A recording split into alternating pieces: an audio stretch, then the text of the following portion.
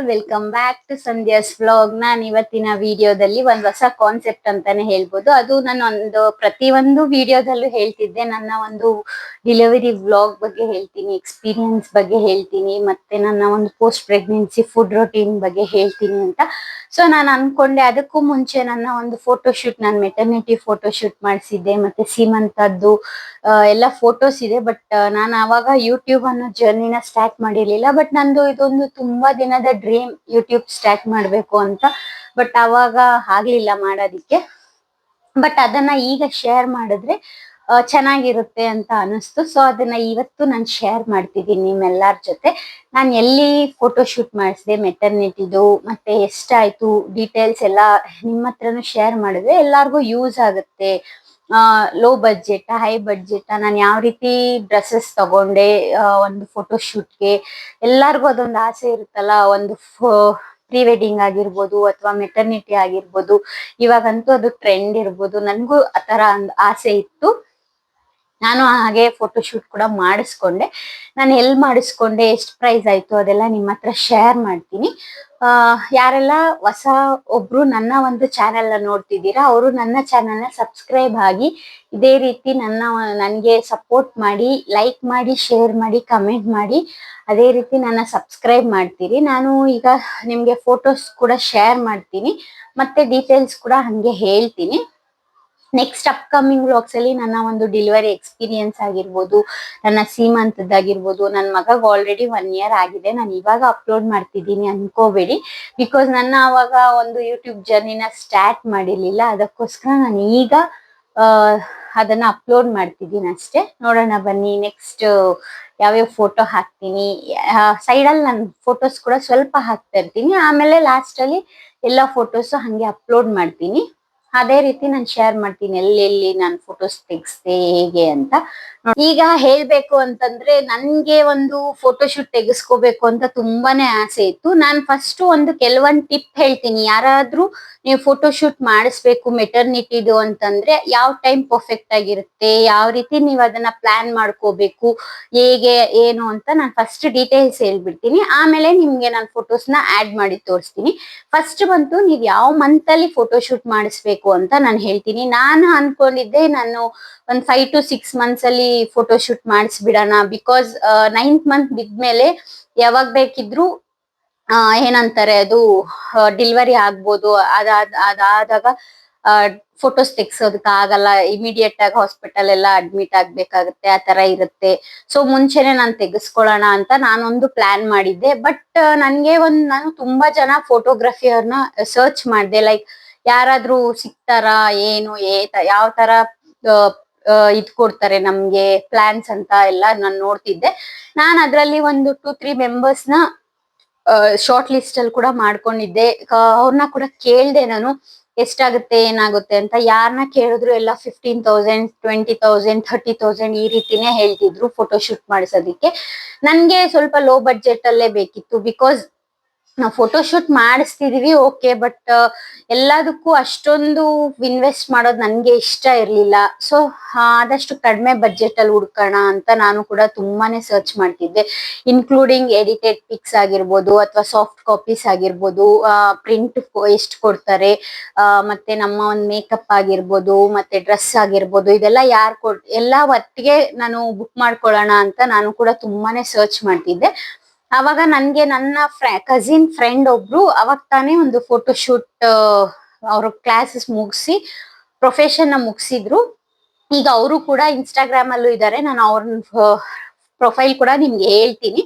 ಅವರು ಅಷ್ಟೇ ನನ್ನ ಫೋಟೋಸ್ನ ನೋಡಿ ನಿಮ್ಗೆ ಇಷ್ಟ ಆದ್ರೆ ಅವ್ರನ್ನ ಕೂಡ ಕಾಂಟ್ಯಾಕ್ಟ್ ಮಾಡ್ಬೋದು. ಈ ರೀತಿ ಸಂಧ್ಯಾ ಅವರ ಚಾನೆಲ್ನ ನೋಡಿ ತಗೊಂಡಿದೀನಿ ಅಂದ್ರೆ ನಿಮ್ಗೂ ಕೂಡ ಡಿಸ್ಕೌಂಟ್ ಕೂಡ ಕೊಡ್ಬೋದು.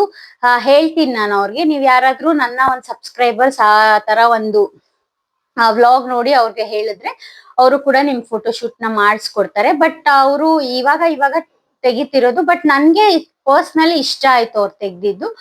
ಫಸ್ಟ್ ಟಿಪ್ ಬಂದು ನೀವು ನನಗ್ ಗೊತ್ತಿರೋ 8th ಮಂತ್ ಅಲ್ಲಿ ಪರ್ಫೆಕ್ಟ್ ಆಗಿ ನೀವು ಫೋಟೋ ಶೂಟ್ ಮಾಡಿಸ್ಕೋಬಹುದು. ಬಿಕಾಸ್ 6th ನಾನ್ ಅವ್ರಿಗೆ ಹೇಳಿದ್ದೆ 6th ಇಲ್ಲ 7th ಮಂತ್ ಅಲ್ಲಿ ನಾನು ಫೋಟೋ ಶೂಟ್ ಮಾಡ್ಬಿಡಿ, ನನ್ಗೆ ಆಮೇಲೆ ಆದ್ರೆ ಆಗಲ್ಲ ಅಂತ. ಬಟ್ ಅವ್ರು ಹೇಳಿದ್ರು ಬೇಬಿ ಡಂಪೇ ಕಾಣಿಸಲ್ಲ, ನೀವು ಫೋಟೋ ಶೂಟ್ ಮಾಡಿನೂ ಅವಾಗ ಯೂಸ್ ಇರಲ್ಲ. ಸೊ ನೀವು 8th ಮಂತ್ ಇಲ್ಲ 9th ಮಂತ್ ಅಲ್ಲಿ ತೆಗೆಸ್ಕೊಂಡ್ರೆ ಒಳ್ಳೇದು ಅಂತ. ಆವಾಗ ನಾನೇನ್ ಪ್ಲಾನ್ ಮಾಡಿದೆ ಅಂತಂದ್ರೆ 8th ಮಂತ್ ಇನ್ನೇನ್ ಕಂಪ್ಲೀಟ್ ಆಗುತ್ತೆ ಇನ್ನೊಂದ್ 10-15 ಡೇಸ್ ಅಲ್ಲಿ ಅನ್ನೋವಾಗ ನಾನು ಫೋಟೋ ಶೂಟ್ ನ ಪ್ಲಾನ್ ಮಾಡಿದ್ದೆ. ಮತ್ತೆ ಡ್ರೆಸ್ಸಸ್ಗೆ ಅಂತ ಬಂದಾಗ ಎಲ್ಲ ಅವ್ರದೇ ಇತ್ತು. ನಾನು ಒಂದು ಸ್ಯಾರಿ ಟ್ರೆಡಿಷನಲ್ ಫೋಟೋ ಶೂಟ್ ಒಂದ್ ಹೇಳಿದ್ದೆ, ಮತ್ತೆ ಫ್ಯಾನ್ಸಿದು 2 ಇದೆ. ಅಂದ್ರೆ 2 ಗೌನು, ಒಂದು ಸ್ಯಾರಿ ಅಂತ. ಸ್ಯಾರಿ ಬಂದು ನಾನೇ ತಗೊಂಡೋಗಿದ್ದೆ, ಡ್ರೆಸ್ಸಸ್ ಬಂದು ಅವರೇ ಕೊಟ್ಟಿದ್ರು. ಸೊ ಮೇಕಪ್ ಅಂತ ಬಂದಾಗ ನನ್ ಕಸಿನ್ ಫ್ರೆಂಡ್ ಆಗಿರೋದ್ರಿಂದ ಅವರು ನನ್ಗೆ ಅಷ್ಟೊಂದ್ ಮೇಕಪ್ ಆಗಿರ್ಬೋದು ಅದೆಲ್ಲ ನನ್ಗಾಗ್ಲಿ ನನ್ನ ಹಸ್ಬೆಂಡ್ಗಾಗ್ಲಿ ಇಷ್ಟ ಆಗೋದಿಲ್ಲ. ಸೊ ನಾನು ಬೇರೆ ಮೇಕಪ್ ಆರ್ಟಿಸ್ಟ್ ನಾಗ್ಲಿ ಆತರ ಎಲ್ಲ ಏನು ಕರ್ಸಿಲ್ಲ. ನನ್ಗೆ ನಾರ್ಮಲ್ ಆಗಿ ನ್ಯಾಚುರಲ್ ಆಗಿ ಮೇಕಪ್ ಬೇಕಿದ್ದಿದ್ರಿಂದ ನನ್ಗೆ ಅವರೇ ಸಿಂಪಲ್ ಆಗಿ ಮಾಡ್ಕೊಟ್ಟಿದ್ರು. ಬಟ್ ಫೋಟೋಸ್ ಅಲ್ಲಿ ನಾನು ಆಡ್ ಮಾಡಿದೀನಿ ನೋಡಿ. ನನ್ಗೆ ಈ ತರ ಫಸ್ಟ್ ಬಂದು ಬ್ಲೂ ಗೌನ್ ನ ಕೊಟ್ಟಿದ್ರು ನನ್ಗೆ. ಅದ್ರಲ್ಲಿ ಒಂದು 10 ಫೋಟೋಸ್ ಇಲ್ಲ 15 ಫೋಟೋಸ್ ಕೊಟ್ಟಿದ್ರು. ಆಮೇಲೆ ಸೆಕೆಂಡ್ ಒಂದು ಗ್ರೀನ್ ಕಲರ್ ಅಂತ ಒಂದು ಗೌನ್ ಮಾಡ್ಕೊಟ್ಟಿದ್ರು. ಅದು ಅವರೇ ನನ್ಗೆ ಡ್ರಾಪ್ ಮಾಡಿದ್ದು ಅಂತಂದ್ರೆ ಅದು ಒಂದು ಸ್ಯಾಟಿನ್ ಕ್ಲಾತ್ ಬರುತ್ತೆ, ಅದ್ರಲ್ಲಿ ಅವರೇ ಅದನ್ನ ಆತರ ಡಿಸೈನ್ ಮಾಡಿ ತುಂಬಾ ಚೆನ್ನಾಗೆ ಮಾಡ್ಕೊಟ್ಟಿದ್ರು. ಪರ್ಸ್ನಲಿ ನಾನು ಆಲ್ರೆಡಿ ಹೇಳ್ದಂಗೆ ನನಗೆ ತುಂಬಾನೇ ಇಷ್ಟ ಆಯ್ತು. ಮತ್ತೆ ಸ್ಯಾರಿದು ಟ್ರೆಡಿಷನಲ್ ಆಗಂತೂ ತುಂಬಾನೇ ಚೆನ್ನಾಗಿ ತೆಕ್ಕೊಟ್ರು ಫೋಟೋಸ್ ಅಂತಾನೆ ಹೇಳ್ಬೋದು. ಥರ್ಡ್ ಟಿಪ್ ಬಂತು ಆಲ್ರೆಡಿ ಹೇಳ್ದೆ ಅಲ್ವಾ, ಫಸ್ಟ್ ಬಂದು ನೀವು 8th ಮಂತ್ ಅಲ್ಲಿ ಫೋಟೋಸ್ ತೆಕ್ಕೋ ಅಂದ್ರೆ ಬೆಸ್ಟ್ ಅಂತ ಹೇಳ್ತೀನಿ. ಆಮೇಲೆ ತುಂಬಾ ಇನ್ವೆಸ್ಟ್ ಮಾಡೋದಕ್ಕೆಲ್ಲ ಹೋಗ್ಬೇಡಿ, ಯಾಕಂತಂದ್ರೆ ಬೇಬಿ ಆಗೋ ಟೈಮ್ಗೆ ತುಂಬಾನೇ ಫಿನಾನ್ಷಿಯಲಿ ಎಷ್ಟೊಂದ್ ಖರ್ಚೆಲ್ಲ ಇರುತ್ತೆ ಅಲ್ವಾ. ಫೋಟೋ ಶೂಟ್ಗೆ ಅಂದ್ರೆ ನಮ್ಗೆ ಚೆನ್ನಾಗ್ ಬರ್ಬೇಕು, ಒಂದು ಮೆಮೊರೇಬಲ್ ಆಗಿರ್ಬೇಕು ಅಂತ. ಸೊ ಆದಷ್ಟು ನಾವು ಟ್ರೈ ಮಾಡ್ಬೇಕು, ಯಾರು ಲೋ ಬಜೆಟ್ ಅಲ್ಲಿ ಮಾಡ್ತಾರೆ, ಹೇಗ್ ಮಾಡ್ತಾರೆ, ನಮ್ಗೇನು ಚೆನ್ನಾಗಿರ್ಬೇಕಷ್ಟೇ ಫೋಟೋಸ್ ಅಲ್ವಾ. ಸೊ ನನ್ಗೆ ಅವ್ರು ಇಷ್ಟ ಆದ್ರು, ನಿಮ್ಗೆ ಯಾರಾದ್ರೂ ಬೇಕಿದ್ರೆ ಕನೆಕ್ಟ್ ಮಾಡ್ಕೊಳ್ಳಿ ಅವ್ರನ್ನ ಕೂಡ. ಸೆಕೆಂಡ್ ಮಂತ್ ಏನಪ್ಪಾ ಅಂತಂದ್ರೆ ಫಸ್ಟ್ ಒನ್ ಯಾವ ಮಂತ್ ಅಲ್ಲಿ ಮಾಡಿಸ್ಕೋಬೇಕು ಅಂತ, ಮತ್ತೆ ಹಸ್ಬೆಂಡ್ ಮತ್ತೆ ನಿಮ್ದು ಕಾಸ್ಟ್ಯೂಮ್ ಬರುತ್ತೆ. ಆಲ್ಮೋಸ್ಟ್ ಎಲ್ಲಾ ಪ್ಯಾಕೇಜಸ್ ಅಲ್ಲೂ ಬಂದು ಬರೀ ನಮ್ಗೆ ಯಾರು ಮದರ್ ಇರ್ತಾರೆ ಅವ್ರಿಗೆ ಮಾತ್ರ ಗೌನ್ಸ್ ಪ್ರೊವೈಡ್ ಮಾಡ್ತಾರೆ, ನಮ್ ಹಸ್ಬೆಂಡ್ಸ್ಗೆ ಅವರು ಪ್ರೊವೈಡ್ ಮಾಡಲ್ಲ.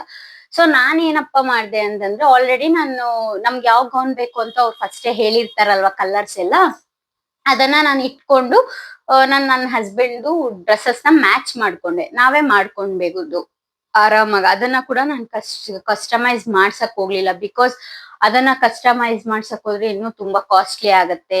ನಾರ್ಮಲ್ ಆಗಿ ಒಂದು ಟ್ರೆಡಿಷನಲ್ ಶೂಟ್ಗೆ ಒಂದು ಕುರ್ತಾ ಮತ್ತೆ ಪ್ಯಾಂಟ್ ಆಗಿರ್ಬೋದು, ಇಲ್ಲ ಪಂಚೆ ಆತರ ಆಗಿರ್ಬೋದು, ಆತರ ಒಂದ್ ಸೆಟ್ ಮಾಡ್ಕೊಂಡೆ. ಮತ್ತೆ ಇನ್ನ 2 ಗೌನ್ಗೆ ನಾನು ಬ್ಲಾಕ್ ಅಂಡ್ ವೈಟ್ ನಾರ್ಮಲ್ ಆಗಿ ಚೆನ್ನಾಗ್ ಕಾಣಿಸುತ್ತೆ ಫೋಟೋಸ್ಗೆ ಅಂತ ನಾನು ಅದನ್ನ ಮಾಡ್ಕೊಂಡೆ.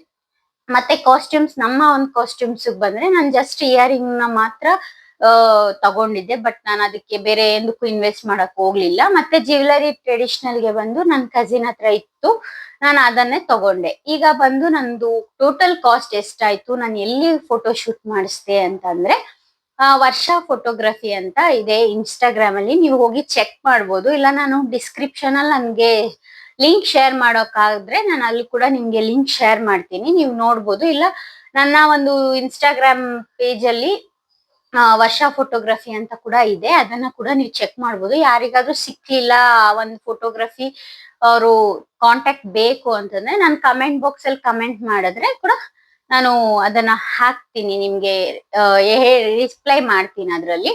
ನೆಕ್ಸ್ಟ್ ಬಂದು ನನ್ನ ಒಂದು ಫೋಟೋಗ್ರಫೀಸ್, ನಾನು ಮಾಮೂಲಾಗೆ ನಿಮ್ಗೆ ಎಷ್ಟು ಬೇಕೋ ಅಷ್ಟು ಫೋಟೋಸ್ ನ ತೆಕ್ಕೊಡ್ತಾರ ಅವರು. ಬಟ್ ಎಡಿಟೆಡ್ ಬಂದು 30 ಕೊಡ್ತೀನಿ ಅಂತ ನನ್ ಫಸ್ಟ್ ಹೇಳಿದ್ರು ಅವರು. ಆ ತರ ಕೊಡ್ತಾರೆ. ಮತ್ತೆ ಪೆನ್ ಡ್ರೈವ್ ಅಲ್ಲಿ ನಿಮ್ಗೆ ಎಡಿಟೆಡ್ ಫೋಟೋಸ್ ಹಾಕಿ ಕೊಡ್ತಾರೆ. ಅವ್ರು ಯಾವ್ದೇ ರೀತಿ ಪ್ರಿಂಟ್ ಎಲ್ಲ ನಿಮಗ್ ಬೇಕಿದ್ರೆ ಎಕ್ಸ್ಟ್ರಾ ಚಾರ್ಜ್ ಮಾಡಿ ಪ್ರಿಂಟ್ ಮಾಡ್ಕೊಡ್ತಾರೆ. ನಾನೇನು ಪ್ರಿಂಟ್ ಮಾಡ್ಸಿಲ್ಲ, ಜಸ್ಟ್ ನಾನು ಬರೀ ಎಡಿಟೆಡ್ ಫೋಟೋಸ್ ನ ಮಾತ್ರ ಇಸ್ಕೊಂಡಿದೀನಿ ಅಷ್ಟೇ. ನಾನ್ ಬಂದು ಮೆಟರ್ನಿಟಿ ಫೋಟೋ ಶೂಟ್ ಮಾತ್ರ ಅವ್ರ ಹತ್ರ ಮಾಡಿಸಿದ್ದು. ಅದಕ್ಕೋಸ್ಕರ ಮತ್ತೆ ಮಗು ಬೇಬಿ ಶೂಟ್ ಆಗಿರ್ಬೋದು ಅಥವಾ ಬೇರೆ ಎಲ್ಲ ಮಾಡಿಸ್ಕೊಡ್ತಾರ ಅವರು. ನಾನ್ ಬಂದು ಬರೀ ಮೆಟರ್ನಿಟಿ ಫೋಟೋ ಶೂಟ್ ಮಾತ್ರ ಮಾಡಿಸಿದೆ. ನಾನ್ ಮಗುದು ಮಾಡಿಸ್ಬೇಕು ಅನ್ಕೊಂಡ್ವಿ, ಬಟ್ ಅದು ಆ ಟೈಮ್ಗೆ ಆಗ್ಲಿಲ್ಲ ಮಾಡ್ಸೋದಿಕ್ಕೆ. ಸೊ ನಾನು ಮೆಟರ್ನಿಟಿದ್ ಮಾತ್ರ ಮಾಡಿಸಿದ್ದೆ. ಅದು ಬಂದು ಅರೌಂಡ್ ಪ್ಯಾಕೇಜ್ ಬಂದು 8,000 ಏನೋ ತಗೊಂಡಿದ್ರು ಅವರು ಅವಾಗ ಲಾಸ್ಟ್ ಇಯರ್ 8,000 ಅವ್ರ ಸಮಥಿಂಗ್ ಕೊಟ್ಟಿದ್ರು. ನಾನು ಮರ್ತಿದೀನಿ, ಎಕ್ಸಾಕ್ಟ್ ಆಗಿ 8,000 ಅನ್ಕೊಂತೀನಿ. ಬಟ್ ಇವಾಗ ನಿಮ್ಗೆ ಏನೇನ್ ಪ್ರೊವೈಡ್ ಬೇಕು, ನಿಮ್ಗೆ ಏನಾದ್ರು ಬೇಕು ಅನ್ನೋಂಗಿದ್ರೆ ಅವ್ರನ್ನ ಕಾಂಟ್ಯಾಕ್ಟ್ ಮಾಡಿ ಅವ್ರು ನಿಮ್ಗೆ ಹೇಳ್ತಾರೆ ಎಷ್ಟು ಏನು ಫುಲ್ ಪ್ಯಾಕೇಜ್ ಎಷ್ಟಾಗುತ್ತೆ. ಮತ್ತೆ ನಾನು ಬರೀ ಇಂಡೋರ್ನ ಸೆಲೆಕ್ಟ್ ಮಾಡಿದ್ದೆ. ಅವ್ರ ಹತ್ರ ತುಂಬಾನೇ ಪ್ರಾಪ್ಸ್ ಎಲ್ಲ ಇದೆ. ಸೊ ಅವ್ರು ಇಂಡೋರ್ ಚೆನ್ನಾಗಿ ಫೋಟೋ ಶೂಟ್ ಮಾಡ್ತಾರೆ ಅಂತ ನಾನು ಬರೀ ಇಂಡೋರ್ ಆಪ್ಷನ್ ನ ಮಾತ್ರ ತಗೊಂಡಿದ್ದೆ. ನಾನು ಯಾವ್ದೇ ರೀತಿ ಪ್ರೆಗ್ನೆಂಟ್ ಇದ್ದಾಗ ಔಟ್ಡೋರ್ ಸ್ವಲ್ಪ ಇನ್ಕನ್ವೀನಿಯಂಟ್ ಅಂತಾನೆ ಹೇಳ್ಬೋದು. ಬಿಕಾಸ್ ಡ್ರೆಸ್ ಚೇಂಜ್ ಮಾಡಕ್ ಆಗಿರ್ಬೋದು, ಅಥವಾ ನಾವು ಓಡಾಡಕ್ ಆಗಿರ್ಬೋದು, ಇಲ್ಲ ನಮ್ಗೆ ರೆಸ್ಟಿಂಗ್ ಟೈಮ್ಗಾಗಿರ್ಬೋದು, ನಮ್ಗೆ ಎಮರ್ಜೆನ್ಸಿ ಟಯರ್ಡ್ನೆಸ್ ಆದ್ರೆ ಅದೆಲ್ಲ ತುಂಬಾ ಕಷ್ಟ ಆಗುತ್ತೆ ಔಟ್ಡೋರ್ ಆದ್ರೆ ಅನ್ಬಿಟ್ಟು ನಾನು ಇಂಡೋರ್ ಅವ್ರ ಮನೆಯಲ್ಲೇ ಫೋಟೋ ಶೂಟ್ ಮಾಡ್ತಾರೆ. ಅದಕ್ಕೋಸ್ಕರ ನಾನು ಇಂಡೋರೇ ಸೆಲೆಕ್ಟ್ ಆಪ್ಷನ್ ನ ಪ್ರಿಫರ್ ಮಾಡಿ ಇಂಡೋರ್ ಮಾತ್ರ ತಗೊಂಡಿದ್ದೆ. ಮತ್ತೆ ನನ್ನ ಹಸ್ಬೆಂಡ್ ಕೂಡ ಅವ್ರು ಬ್ರೀಡ್ ಎಲ್ಲ ಬಿಟ್ಬಿಟ್ಟಿದ್ರು. ನನ್ ಫೋಟೋ ಶೂಟ್ ಅಲ್ಲಿ ನೋಡಿದ್ರೆ ನೀವ್ ಅನ್ಕೋಬಹುದು ಏನ್ ಈ ತರ ಇದೆ ಅಂತ. ಬಟ್ ಅವರು ಹರಕೆ ಮಾಡ್ಕೊಂಡಿದ್ರು, ಅದಕ್ಕೋಸ್ಕರ ಅವರು ಹೇರ್ ಮತ್ತೆ ಶೇವ್ ಏನು ಮಾಡ್ಸಿರ್ಲಿಲ್ಲ. ಬಟ್ ಅವ್ರು ಬರಲ್ಲ, ಬೇಡ ಬೇಡ ಈ ತರ ಅಂತ ಹೇಳ್ತಿದ್ರು. ಬಟ್ ಮಾಡಿಸ್ಲೇಬೇಕು, ಮತ್ತೆ ಮೆಟರ್ನಿಟಿ ಶೂಟ್ ಅನ್ನೋದು ಆಗಲ್ವಲ್ಲ, ಅದಕ್ಕೋಸ್ಕರ ನನ್ನ ಒಂದು ಇದಕ್ಕೆ ಅವರು ಕೂಡ ತೆಗೆಸ್ಕೊಂಡ್ರು. ಮತ್ತೆ ಬೇರೆ ಏನ್ ಡೀಟೇಲ್ಸ್ ಕೊಡ್ಬೋದು ಅಂತ ಗೊತ್ತಿಲ್ಲ. ಬೇರೆ ಏನಾದ್ರು ನಿಮಗ್ ಬೇಕಿದ್ರೆ ನನ್ ಕಮೆಂಟ್ ಬಾಕ್ಸ್ ಅಲ್ಲಿ ಕಮೆಂಟ್ ಮಾಡಿದ್ರೆ ನಾನು ನೆಕ್ಸ್ಟ್ ವಿಡಿಯೋ ಅಲ್ಲಿ ಆ ಕಮೆಂಟ್ಗೆ ಆನ್ಸರ್ ಮಾಡ್ತೀನಿ ಅಂತ ಹೇಳ್ಬೋದು. ನೆಕ್ಸ್ಟ್ ಇದೇ ತರ ನನ್ನ ಒಂದು ಸೀರೀಸ್ ಬರುತ್ತೆ, ಕುಕಿಂಗ್ ವ್ಲಾಗ್ಸ್. ನಿಮ್ಗೆ ಆದಷ್ಟು ನಿಮ್ಗೆ ಏನ್ ಬೇಕೋ ಅದ್ ಕಮೆಂಟ್ ಬಾಕ್ಸ್ ಅಲ್ಲಿ ಆಗಿರ್ಬೋದು, ಇಲ್ಲ ಅಂತಂದ್ರೆ ನಾನು ಇನ್ಸ್ಟಾಗ್ರಾಮ್ ಅಲ್ಲಿ ಆಗಿರ್ಬೋದು, ನೀವು DM ಮಾಡಿದ್ರೆ ನಾನು ಅದಕ್ಕೆ ಆನ್ಸರ್ ಕೊಡ್ತಾ ಇರ್ತೀನಿ. ನೆಕ್ಸ್ಟ್ ಸೀಮಂತ ವ್ಲಾಗ್ಸ್ ಹಾಕಿರ್ತೀನಿ, ಡೆಲಿವರಿ ಎಕ್ಸ್ಪೀರಿಯನ್ಸ್ ಹಾಕ್ತೀನಿ. ಇದೇ ರೀತಿ ನನ್ನ ಒಂದು ಚಾನೆಲ್ ಅಲ್ಲಿ ಹೊಸ ಹೊಸ ವ್ಲಾಗ್ಸ್ ಬರ್ತಾ ಇರುತ್ತೆ. ಬೇಗ ಸಬ್ಸ್ಕ್ರೈಬ್ ಮಾಡ್ಕೊಂಡು ನನ್ಗೆ ಸಪೋರ್ಟ್ ಮಾಡಿ, ಆದಷ್ಟು ಲೈಕ್ ಮಾಡಿ, ಶೇರ್ ಮಾಡಿ, ಕಮೆಂಟ್ ಮಾಡಿ. ಇವಾಗ ನಾನು ಫೋಟೋಸ್ ಆಡ್ ಮಾಡ್ತೀನಿ, ನೋಡಿ ಯಾವ ರೀತಿ. ಇದು ನನ್ನ ಒಂದು ಮೆಟರ್ನಿಟಿ ಫೋಟೋ ಶೂಟ್ನ ಫೋಟೋಸು. ಇನ್ನು ನಾನು ಮ್ಯೂಸಿಕ್ನ ಆನ್ ಮಾಡ್ತೀನಿ, ನೀವು ಕೂಡ ನೋಡಿ. ಹಾಗೆ ನಾನು ಡೈರೆಕ್ಟಾಗೆ ತೆಗೆದಾಗ ಅದು ಯಾವ ರೀತಿ ಕಷ್ಟ ಇರುತ್ತೆ ಫೋಟೋಸ್ ತೆಗೆಯೋದು. ಜೊತೆಯಲ್ಲಿ ನನ್ನ ಹಸ್ಬೆಂಡ್ ಮತ್ತು ನನ್ನ ಕಸಿನ್ ಕೂಡ ಬಂದಿದ್ಲು. ಅವರು ಅಷ್ಟೇ ಒಂದು ಫೋಟೋಸ್ ತೆಗಿಬೇಕಂತಂದರೆ ಹೆಲ್ಪಿಂಗ್ ಬೇಕಾಗುತ್ತೆ ತುಂಬ. ಈ ಥರ ನೋಡಿ ಫಿಶ್ ಕಟ್ ಮಾಡೋದಕ್ಕಾಗಿರ್ಬೋದು, ಮತ್ತು ಸ್ಯಾರಿನ ಈ ರೀತಿ ಬಿಡೋದಕ್ಕೆ ಇವಾಗ ಬರ್ತಿದೆ ಅಲ್ವಾ ಫೋಟೋ, ಇದನ್ನು ತೆಗಿಯೋದಕ್ಕೆ ಆಲ್ಮೋಸ್ಟ್ ಎಷ್ಟು ಟೇಕ್ಸ್ ತೊಗೊಂಡ್ವಿ ಗೊತ್ತಾ. ಬಿಕಾಸ್ ಈ ಸೆರಗು ಈ ರೀತಿ ಬರಬೇಕು ಅಂತಂದರೆ ಟೇಕ್ಸ್ ತಗೊಳ್ಳುತ್ತೆ, ಅದಕ್ಕೋಸ್ಕರ ಹೇಳ್ತಿದ್ದೀನಿ. ಇವಾಗ ಮ್ಯೂಸಿಕ್ ಆನ್ ಮಾಡ್ತೀನಿ. ನನ್ನ ಚಾನಲ್ನ ಯಾರೆಲ್ಲ ಸಬ್ಸ್ಕ್ರೈಬ್ ಮಾಡಿಲ್ಲ ಬೇಗ ಸಾರಿ ಫ್ರೆಂಡ್ಸ್, ಕಾಪಿರೈಟ್ಸ್ ಆಗುತ್ತೆ ಅಂತ ನಾನು ಇವಾಗ ವಾಯ್ಸ್ ಓವರೇ ಕೊಡ್ತಿದ್ದೀನಿ, ಮ್ಯೂಸಿಕ್ನ ಆನ್ ಮಾಡಿಲ್ಲ. ಇದು ಅವ್ರದ್ದು ವರ್ಷ BL ಅಂತ ಫೋಟೋಗ್ರಫಿ ಕೂಡ ಇದೆ. ಈಗ ಕೃಷ್ಣ ಜನ್ಮಾಷ್ಟಮಿಗೆ ಅವ್ರದ್ದು ಆಫರ್ಸ್ ಕೂಡ ಬಿಟ್ಟಿದ್ದಾರೆ, ಅಂತಂದರೆ ಮಕ್ಕಳದು ಫೋಟೋ ಶೂಟ್ ಮಾಡೋದಕ್ಕೆ. ಯಾರಿಗಾದರೂ ಇಂಟ್ರೆಸ್ಟ್ ಇದೆ ಅವ್ರನ್ನ ಕಾಂಟ್ಯಾಕ್ಟ್ ಮಾಡಿದ್ರೆ ನಿಮಗೆ ಫೋಟೋಗ್ರಫಿ ಕೊಡ್ತಾರೆ, ಅಂದರೆ ಆಫರ್ಸ್ನ ನಿಮಗೆ ಅಪ್ಲೈ ಮಾಡಿಕೊಡ್ತಾರೆ.